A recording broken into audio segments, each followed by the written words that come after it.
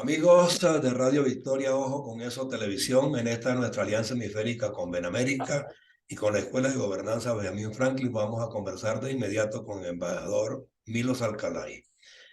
Él ha sido embajador en Rusia, en Rumanía, en Israel, ha sido vicecanciller venezolano. En el momento en que la diplomacia, embajador, tenía prestancia, tenía calidad, eh, aportaba resoluciones verdadera al entendimiento entre los países, a la conjunción de esfuerzos para planes y programas que de alguna manera enaltecieran a los países en los momentos cruciales. Pero toda esa perspectiva se perdió. En el caso de Venezuela en particular, estamos desubicados completamente de lo que es el raciocinio diplomático, el entendimiento entre los hombres y los distintos sectores que hacen vida en los territorios. Y muchos otros países en América Latina nos han venido imitando también en estas torpezas y estas conductas tóxicas. Entonces yo no sé si es cuestión de era, muchos hablan de que hay cambios de paradigmas y que estas cosas son circunstanciales y que tendrán que enderezarse, pero ¿usted cree que el caso de Venezuela, que vivió 42 años de democracia plena, en crecimiento, en desarrollo evolutivo, y cayó en este marasmo, hoy día tenga posibilidad de encontrar un sendero cierto con el tipo de dirigente que estamos viendo en la palestra? A ver, José Antonio, muchas gracias por invitarme y por esas preguntas tan importantes que no solamente tienen que ver con Venezuela, sino con el mundo. Hablabas de la presencia diplomática en la época de la democracia. Yo tuve la gran suerte de entrar y de ser jefe de gabinete. Entré en la Cancillería de la mano de Arístides Galván, un hombre no solamente extraordinario como canciller, sino un hombre en toda su dimensión de profundidad y de identidad con los principios y valores de la democracia. Y eso fue lo que se imprimió en esa etapa democrática en la que se intentó profesionalizarla con errores, con luz y sombra, pero que al mismo tiempo veíamos como gradualmente había una profesionalización que hacía que los países de América Latina nos veían a nosotros con mucha admiración por la dimensión, no solamente en la diplomacia venezolana, reconociendo que había que continuar lo que llamaba Luis Herrera la perfectibilidad de la democracia y la perfectibilidad de la diplomacia, pero que efectivamente en un continente militarizado, Venezuela era vista como una isla que apuntaban todos. Hasta uno de los que hubiera podido ser presidente de Brasil, Andrés Franco Montoro, Ujú. en su discurso ante el Congreso, todo lo dedicó, después lo recogió en un libro que se llama De la democracia que tenemos, con D minúscula, a la democracia que queremos. Y Ujú. todo estaba basado en la experiencia venezolana, en la experiencia. Estamos, bueno, ya en el siglo XXI y hemos visto cómo los fantasmas del odio, de la confrontación, de la destrucción están acabando con esos principios que no solamente en la diplomacia, sino en la democracia secas tienen que formar parte. Estamos en un mundo en donde se han perdido los valores cuando después de la Segunda Guerra Mundial los estadistas se reunieron para decir nunca más el odio, la confrontación, la dominación, y se creó ese edificio de las Naciones Unidas con todas sus imperfecciones, pero la Carta de las Naciones Unidas apuntaba a que nunca más se permitieran invasiones como la que hoy se está dando de Rusia contra Ucrania o de las formas de dominación y de sujeción. De manera que un poco lo que te diría, el reto nuestro en Venezuela y nuestro aporte a nivel internacional es volver a la proyección de los principios y de los valores de la democracia, los valores que Aristides Galvani defendía dentro de un humanismo, dentro de una unidad en la pluralidad, dentro del pluralismo de ideologías, pero orientado a construir un mundo de paz, de justicia social y de desarrollo. Si Claro. no vamos por esa vía, estamos mal. Ahora, Sí, perdón. sí, nosotros estamos inmersos en un continente como el americano, donde usted estuvo en Brasil y acaba de mencionar a Brasil justamente de manera relevante en su momento. Pero estamos en un continente donde de alguna forma, casi todos estos países se están conduciendo bajo la égida de una cosa que han llamado el Foro de Sao Paulo, que justamente tiene asiento en Brasil y que justamente quien ejerce la presidencia hoy día en Brasil salió de ella con ciertos señalamientos, ciertos cuestionamientos, estuvo inclusive enjuiciado y regresa. Entonces uno se pregunta, bueno, ¿es que los pueblos no se han culturizado políticamente o es que de generación en generación se van perdiendo los valores éticos y fundamentales del hombre y que dejamos que se nos trastoquen los logros y volvamos de nuevo al primitivismo político? Sí, José Antonio, yo diría dos reflexiones que se han hecho.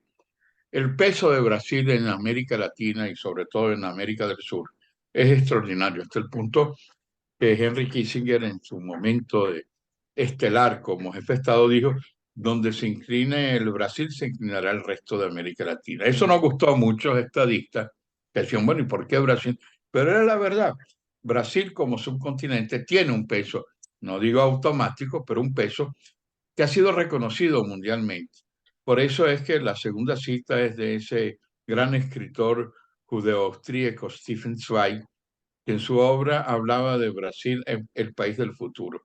Y fue muy criticado porque decían, bueno, pero Stephen Zweig habla en un momento de una dictadura brasileña.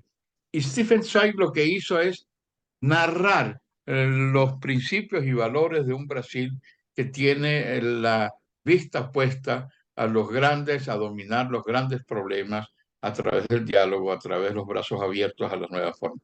Y eso ha sido así desde el imperio, de la época del imperio, hasta las diversas formas de gobierno, gobiernos algunos de tendencia autoritaria, como el de Getúlio Vargas, socialistas como la de Jean Goulart o del mismo Lula, o gobiernos militares, pero siempre Brasil fue un puntal. Tan es así que en la Asamblea General de Naciones Unidas, cuando siempre es el Brasil el que inicia desde la creación de la ONU, hace 77 años, el país que comienza. Pero también cada vez que se habla de incorporar un nuevo miembro al Consejo de Seguridad de manera permanente, aparece el Brasil.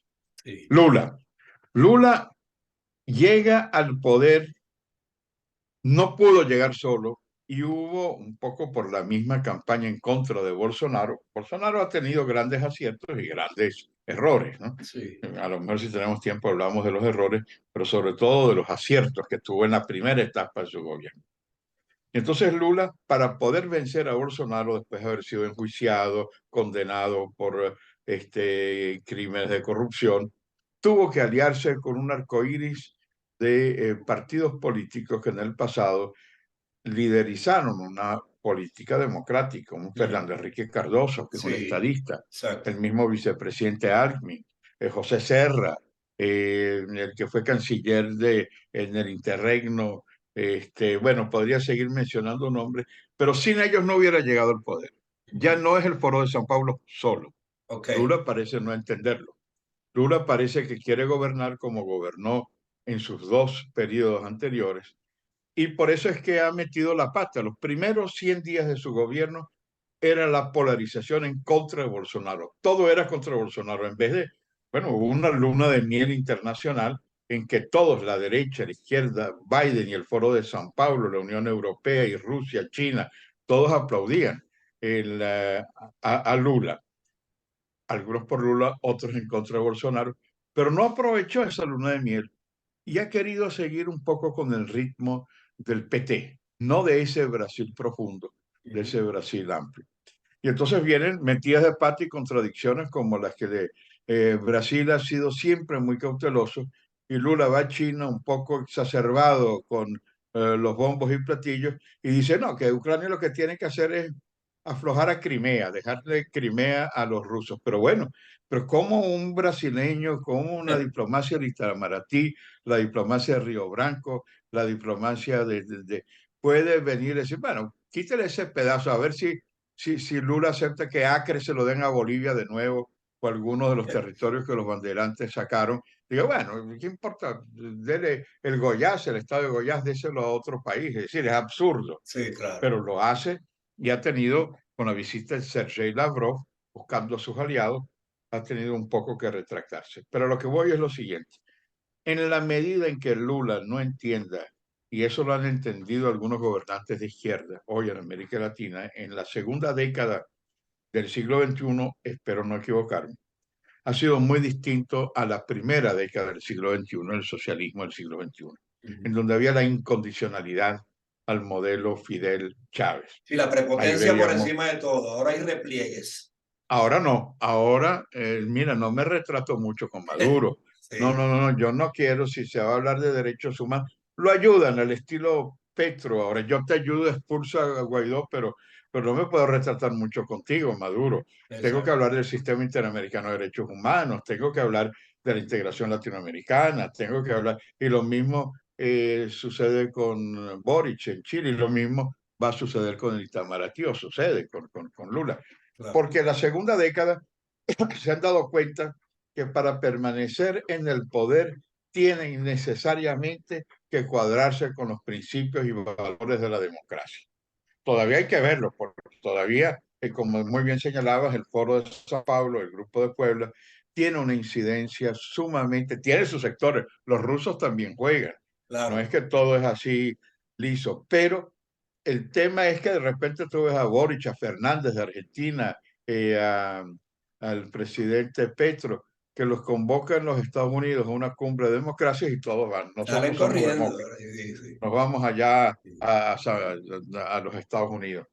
Y porque es que la confrontación futura no va a ser norte-sur, oeste-oeste, o el sur global contra el sur manipulado, sino democracia o totalitarismo. Ahí es Exacto. donde yo creo que se van a basar. Y una democracia que no puede ser más democracia, como dice Petro, sino democracia seca, como Seca, decía, exacto. citaba en el libro. Democracia con D mayúsculo, no, un poco más de democracia. Vamos a ver cómo hacemos para que haya, bueno, que el CNE admita otro rector, pero eso sí, sin dejar el poder. No, democracia es libertad de expresión, libertad de los presos políticos.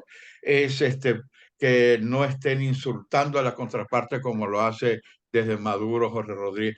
Es decir, una de las cosas insólitas. Ellos dicen que quieren ir a México, aparte del chantaje, Ujú. pero insultan a los negociadores de la plataforma y la plataforma no dice nada. Estos vendepatrias, ladrones, Sí, corruptos que están en México. Y yo, bueno, pues ¿cómo tú puedes insultar a un negociador y después decirle a Petro que se reúnan de nuevo en México? Es exacto. decir, ¿tú te imaginas las discusiones en Vietnam o las discusiones en el Medio Oriente que insulte una de las partes y diga que son unos bandidos, unos corruptos, unos ladrones? Ah, vamos a sentarnos en Ginebra para ver que no.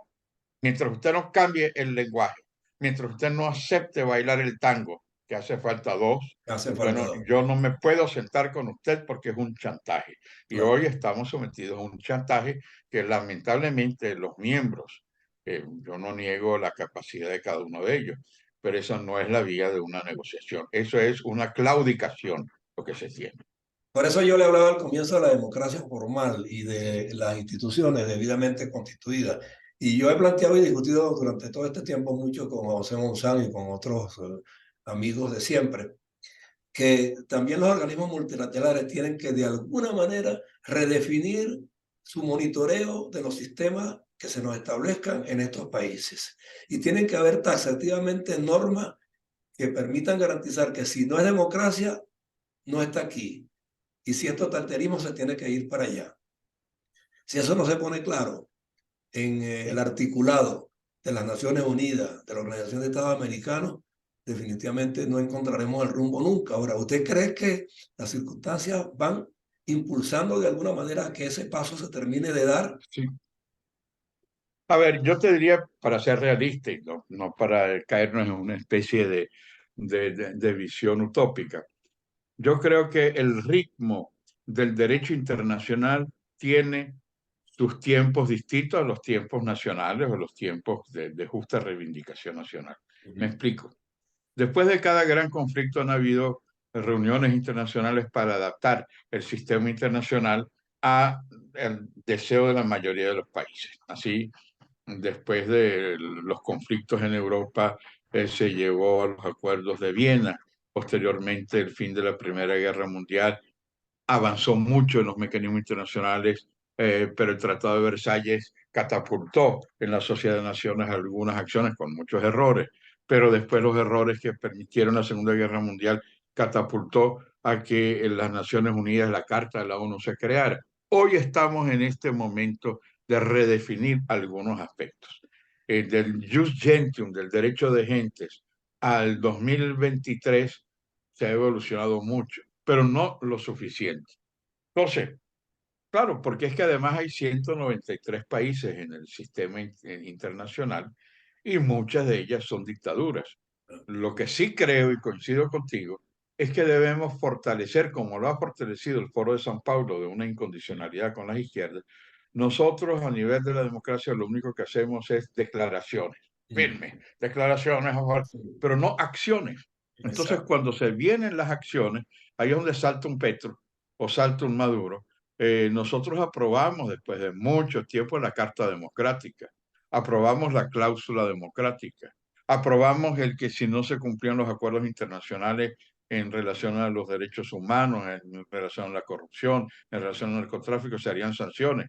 Ahora se habla de sanciones cero, pero no lo que dio origen a las sanciones. Si Claro. usted quiere la mejor forma para que las sanciones en Venezuela, y yo aplaudiría que se acaben, es que se acabe la razón por la cual fueron sancionados, que se metan en la cárcel a los corruptos, que se lleven a La Haya a los que han violado violaciones de lesa humanidad, que los que han traído el terrorismo sean apresados por La Haya, por otras cortes regionales. Y entonces, una vez que se cumpla, bueno, cómo no, que se acaben las sanciones, pero no es al revés, sanciones cero para ver después si yo me reúno en México y le No. doy a usted una pequeña caramelito que si no me gusta doy una patada como las 15 patadas que se dieron en negociación anterior. Eso no es negociación, como te decía antes. Claro. Esto es un mecanismo de dominación que yo no entiendo cómo siguen.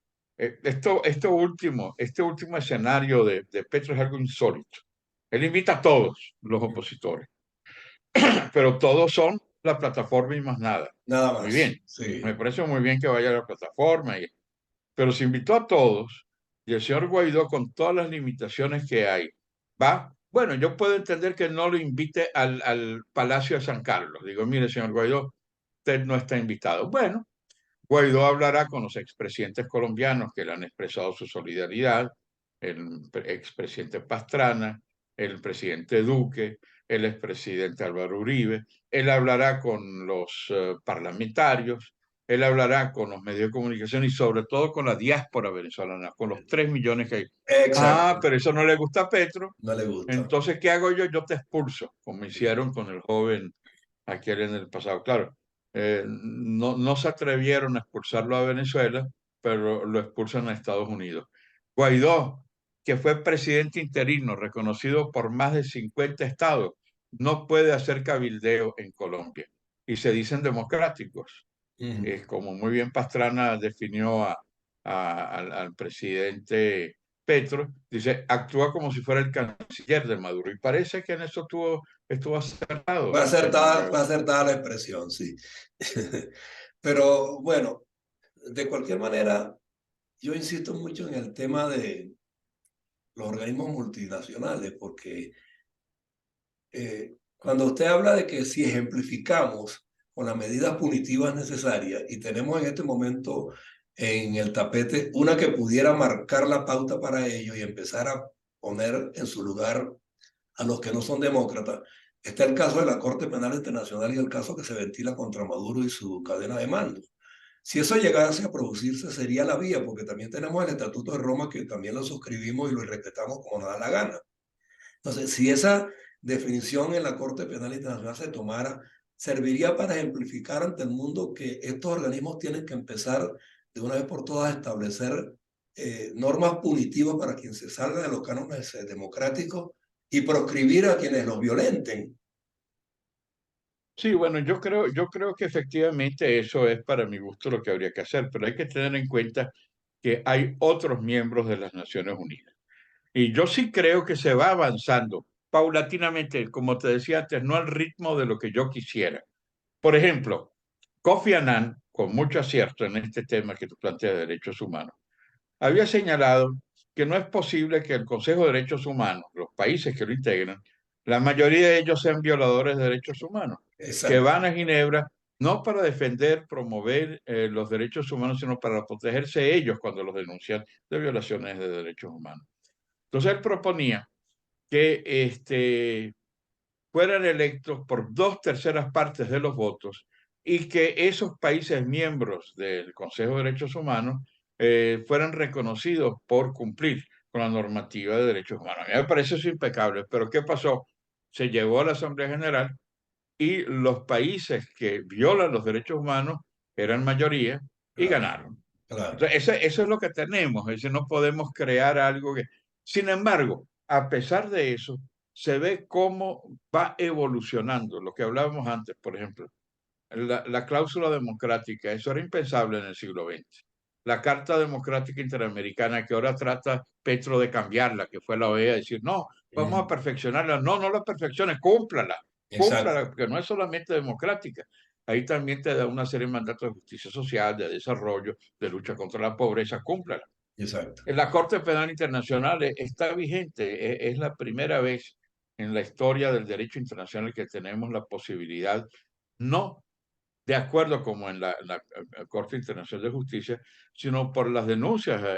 Más de miles de No, venezolanos han casi de acudido, 8.900 casos. 8.000 venezolanos han acudido para demostrar las violaciones de lesa humanidad. Pero también está la responsabilidad de proteger. También está, es decir, hay una evolución lenta para los que creen esto mismo que nos ha sucedido ahora con la Corte Penal. Hemos tardado 20 años. Entonces, bueno, pero ¿para qué sirve? Bueno, habrá que buscar cómo acelerarlo, pero hoy es un instrumento. Una de las vías que me parece que ha sido un ejercicio de mucha inteligencia es ir a través de la solución de los grandes problemas políticos, económicos y sociales en la ONU, a través de los objetivos del desarrollo sostenible. Cuando llegamos al siglo XXI, se habló mucho de la cumbre del milenio. Y entonces, en vez de buscar reformular la carta, lo que se hicieron fueron programas de obligatorio cumplimiento definidos por cada uno de los estados en materia de pobreza, en materia de vivienda, en materia de lucha contra la corrupción, en materia de migraciones. Entonces, esos objetivos del desarrollo sostenible es un mecanismo que nos permite a nosotros exigirle a aquellos gobiernos que se han comprometido. Nadie obligó al gobierno X o Y que asumiera los objetivos del desarrollo sostenible. Pero Pero cuando tú vamos no... al fiel cumplimiento. Así es. Entonces, es igual que lo que te decía, no basta con declarar principios democráticos, ¿no? Hay que ejecutarlos. Exacto. No basta, y hemos llegado a una etapa que yo creo que más que cuestiones académicas de definiciones jurídicas, es aplicación. La Constitución, se ha discutido mucho la Constitución venezolana. No, el problema no es cambiar la Constitución, a pesar de que hay muchos artículos que podrían cambiarse. No, es aplicarla, porque se ha Claro. violado el primer artículo hasta el último. Entonces, mientras no se cumpla, entonces, más que la parte teórica, la discusión de la Constitución ideal, bueno, cúmplame esa que sí lo obliga. Cúmplame esos objetivos del desarrollo sostenible y no me venga a hablar de filosofía del calentamiento global, sino cumple lo que usted se comprometió en calentamiento global. Exactamente. Entonces yo creo que esa es una etapa que después, que va a llegar, porque sí va a llegar, después de esta especie de... Es la primera vez que ni siquiera la Unión Soviética Stalin lo logró. Stalin, bueno, conocemos el genocida Stalin y todo, pero desde el punto de vista del derecho internacional, nunca amenazó con el uso de la fuerza nuclear. Por la misma dimensión de la Unión Soviética cuando existía, tuvo que apegarse a la Carta de las Naciones Unidas. El señor Putin no. No, sí, El señor Putin ha violado una serie de disposiciones que eso significa que ya está resquebrajada esa carta y que los internacionalistas, una vez que culmine este terror, esta amenaza nuclear, esta crisis, no solamente para Ucrania, que son los que más han sufrido, pero para Europa, para Asia, para América Latina, habrá que reconstruirla, hablar, reconstruir las bases internacionales, pero para eso tenemos que ir formando gente preparada que la hay, o recoger gente y formar a nuevos jóvenes para basarnos en los principios fundamentales de la democracia, de los derechos humanos, de la libertad, y tratar de llevarla adelante sabiendo que también de la otra parte hay gobiernos totalitarios, autoritarios, violadores de derechos Claro. humanos. Esa es, creo, nuestra lucha. Ahora, habría que, de todos modos, empezar a establecer ya normativas fundamentales sobre lo que es ciudadanía y gobernanza, que en ciudadanía lo perdimos todos y en gobernanza, pues la distorsión es idéntica.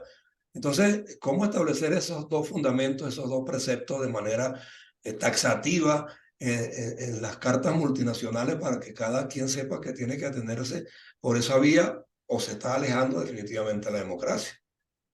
Muy, muy, muy buena tu pregunta. Yo tengo la impresión siguiente en cuanto a la ciudadanía. Antes, con el derecho clásico hasta el siglo XX, los únicos que representaban a los ciudadanos eran los estados y los estados a través de los gobiernos. Mm. Organismos intergubernamentales eran los que decidían la suerte de la ciudadanía. Pero resulta que en las últimas décadas hay una evolución de nuevos actores internacionales. Ya, por ejemplo, no hay tema en la agenda de Naciones Unidas en donde no se invite a representantes de las organizaciones no gubernamentales, Exacto. sea en derechos humanos, calentamiento global, sea en el tema, el tema que tú quieras, hay una presencia. Todavía no con el poder de los gobiernos, pero algo en donde no puede saltar por encima de ellos. También la presencia de la diplomacia parlamentaria. Los parlamentos que antes solamente ratificaban o no ratificaban los acuerdos internacionales, hoy en día son protagonistas. Tienen organizaciones regionales como el Parlamento Latinoamericano Latinoamericano, o el sí. Parlamento Andino, el Parlamento Centroamericano, que hay que perfeccionarlos, pero están ahí, o el Sí, Parlamento Europeo el Parlamento o el Europeo. Parlamento Mundial. Entonces, hay una participación en representación de la ciudadanía. Los alcaldes, los gobernadores. Antes yo recuerdo cuando estuve en Cancillería como vicecanciller, creamos una unidad para la diplomacia descentralizada. Y mis colegas profesionales decían, pero usted está loco, embajador, ¿cómo va a crear si los únicos que tienen derecho de llevar una política exterior somos las cancillerías? Digo, no, la ¿No? tendencia natural nos va a llevar a que sean los gobernadores. No en todos los campos, porque hay campos reservados al Estado. Es multisector, Ministros, es multisectorial de hecho y de derecho. así es, pero hoy en día el desarrollo de la diplomacia de ciudades, de la diplomacia, es algo increíblemente importante en la descentralización, en donde precisamente para evitar rupturas como la de Cataluña o la de Escocia, que quieren romper, no. Hay mecanismos de presencia de la autonomía de las regiones, pero dentro de un concepto tanto nacional como internacional donde puedan caber. Entonces, en cuanto a la ciudadanía, no son los gobiernos los únicos, a pesar de que también hay mecanismos para presionar a los gobiernos que tienen que formar parte de ellos. Está la opinión pública, está también la parte de, de, de toda una serie de otros elementos. Es decir, la ciudadanía tiene que ejercerse por los propios ciudadanos a través de los diferentes canales. Y en cuanto a la gobernanza también es algo absolutamente, lleva por el mismo camino. Hoy en día tenemos la ventaja y la desventaja del Internet. El Internet puede ser bastante negativo cuando uno ve la profusión de la fake news, de la mentira, de la utilización de los mensajes falsos. Pero también si logramos canalizarlo en el control de la gobernanza a través de mecanismos que le permitan a todos los sectores poder participar en el marco definido por todos, en una constitución, en un acuerdo internacional, y lo mismo es válido a nivel internacional. Nosotros estamos viviendo una etapa nueva con muchos retos. No es fácil, porque claro, es mucho más cómodo. Si yo soy gobernante y no tengo mecanismos de control y de equilibrio de fuerza, pues mucho mejor para mí. Yo gobierno como me dé la gana. Bueno, y a eso propende, por ejemplo, el régimen venezolano, cuando estamos hablando de Así es. estas organizaciones como las ONG, que pretenden Así es. limitarla, condicionarla o eliminarla si fuese posible, están de alguna manera en contracorriente a lo que se aspira que tenga representatividad en estos organismos multinacionales para fijar parámetros y normativas esenciales para el progreso y el bienestar. Y quieren limitarla a nivel de países y ya automáticamente ahogan el propósito. Es una forma de ver precisamente la tentación totalitaria de los regímenes, porque no es solamente Venezuela, en Nicaragua es lo mismo, en También, Cuba es lo mismo, en también, Rusia sí. es lo mismo. Entonces, claro, te diría, no es cómodo gobernar con la crítica, pero Mm, tú no puedes rechazar a la crítica para llevar adelante mecanismos de dominación. exacto. Eso implica que tú tienes que dialogar.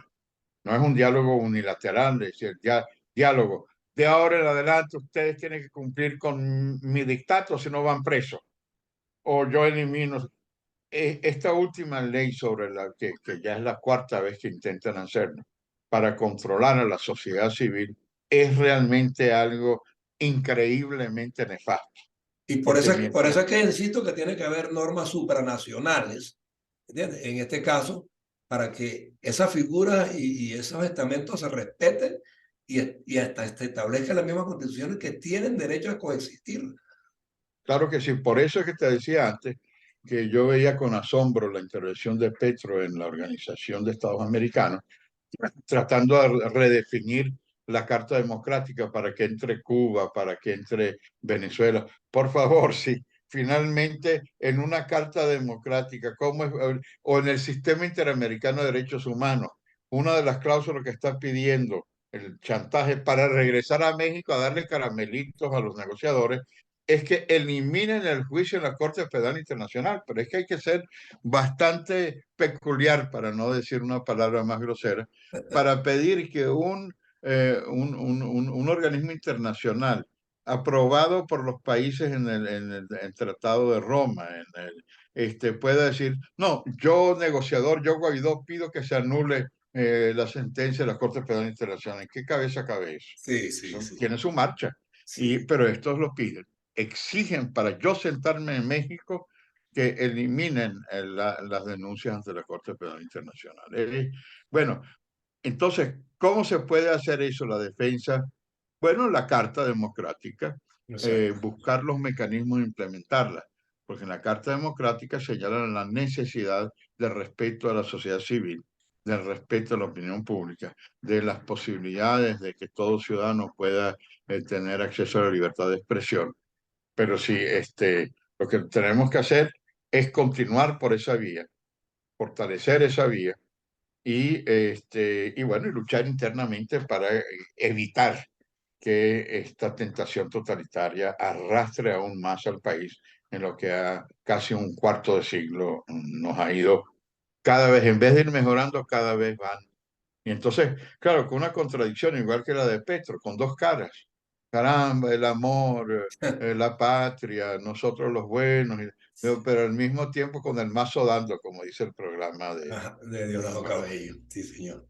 Bueno, esa es la realidad del momento. Nosotros siempre hemos estado enfocados en estos contenidos de Radio Victoria, Ojo con eso, televisión. Y por eso tenemos esta alianza con Benamérica, que hemos entendido pues que es una organización bien enfocada desde el punto de vista de la consolidación de grupos de trabajo verdaderamente profesionales, unos con experiencia, otros sin ella, pero que los que queremos traer aquí pues para que se nutran también de lo bueno que tuvimos y que a las generaciones de relevo, cuando les corresponda, pues vayan Muy bueno. suficientemente dotadas desde el punto Tie- de vista de tie- la... Tiene que ser las dos, como decía muy bien Humberto Calderón Berti. Tienen que hacer las dos. Nosotros, algunos de los ya viejitos, ¿no? Porque Sí, tenemos que hemos querido dar aportes, somos excluidos por la misma posición. sí. Entonces, no, somos nosotros, los jóvenes, la prepotencia de la juventud que ya no es juventud, que ya se está haciendo viejo, ¿no? En donde no llamaron hombres con experiencia, un Humberto Calderón Berti, un Paciano Padrón, un Juan José Monzán, un Vitoco Rodríguez. Bueno, no voy a continuar porque dejaron muchos nombres fuera. Pero al mismo tiempo nuestro reto es formar a los jóvenes, Formar, porque sí. bueno, nosotros ya estamos, digamos, casi de despedida, no nos queda mucho tiempo, por más que la longevidad se ha prolongado con los sistemas médicos, pero Sí. y yo tengo mucha esperanza cuando cuando me invitan en las universidades o inclusive en el bachillerato, los jóvenes que se forman para participar en los modelos de Naciones Unidas, caramba, yo quedo sumamente motivado y Bueno, sumamente recientemente, emocionado. recientemente vimos el ejemplo de unos muchachos de la Universidad Católica Andrés Bello, que yo creo que reiteradamente logran el objetivo de quedar muy bien Así es. plantados en esas esferas. Pero es la Universidad Católica, es la La Universidad Metropolitana también, Metropolitana, y es la Universidad Central, y es la Universidad Santa exacto. María, y son los colegios. Es decir, hay un caudal. Yo decía muchas veces cuando les doy curso, yo, caramba, ojalá yo hubiera tenido como embajador algunos de estos jóvenes más destacados. Te hablan idiomas, te estudian la materia real, sin quitarle méritos a los que me han acompañado, por Sí. supuesto. Pero lo que te quiero decir, hay futuro, pero hay que trabajar. Bueno, Y vamos, en vamos a, vamos, América, vamos a conjugar esos esfuerzos. Es que nos vamos. queda un minuto de programa, 2 minutos, pero yo tengo abierta. Permíteme este minuto para Sí, decir, si me permites, lo más importante ahora es las primarias. sí. Yo creo que hay mucha confusión y Benamérica lo ha tenido muy claro sobre la necesidad de que todos los venezolanos, todos, puedan votar por el candidato de la oposición en las primarias. Esa debe ser en este momento la gran prioridad. Ese es nuestro mensaje persistente, pues, en cada una de nuestras presentaciones, cada vez que podemos y tenemos personas ligadas al ámbito político, al privado, al económico, pues, que apuntemos en esa dirección, porque es que es la única manera de que nos rescatemos a nosotros mismos como individuos y como sociedad y rescatemos al país, porque es la conjunción de esfuerzos. Yo hablo del correaje generacional más que de la brecha, es los Sí. experimentados con los jóvenes conjugando esfuerzos para que ellos se nutran de conocimiento y bueno, y que lo perfeccionen en el camino. Es Y, así, y en esa es la única ruta. Una anécdota que recuerdo de Konrad Adenauer, que estaba preso en la época nazi. Entonces un soldado dice, deme las trenzas. Y yo, ¿por qué, joven soldado? Que usted ya es un hombre viejo que no tiene que dar, no espera nada de la vida. Yo no quiero que usted se suicide. Y de ahí, bueno, cayó Hitler y Konrad Adenauer fue uno de los estadistas más reconocidos en el mundo. Mientras el soldadito nazi creía que él podía suicidar si no quería que un viejito de esos le pesara en su conciencia, ese viejito salió y fundó con los jóvenes, por supuesto, un gran país que logró proyectar una Europa unida, primero con los países del carbón y el acero y paulatinamente el Benelux y después la Unión Europea. Ese viejito que no tenía nada que aportar, aportó el milagro alemán y el milagro europeo. estamos a tiempo de hacerlo en gran escala en América Latina desde Venezuela, porque Venezuela en su momento fue ejemplo a seguir y aspiremos que lo vuelva a hacer. Gracias, profesor, de verdad, embajador, por su Muchas tiempo. gracias, José Antonio, y felicitaciones por tu programa. Gracias. Milos Alcalay, bueno, ya ustedes saben, pues experimentado diplomático venezolano, profesor universitario, de una racionalidad excepcional. Y nos hace falta en este momento, pues, que nos nutramos de sus enseñanzas y de sus charlas que aspiramos tenerlo aquí con más frecuencia. Gracias, embajador. Con mucho gusto. Gracias a ti, José Antonio, y a Hasta luego. ustedes. Hasta luego.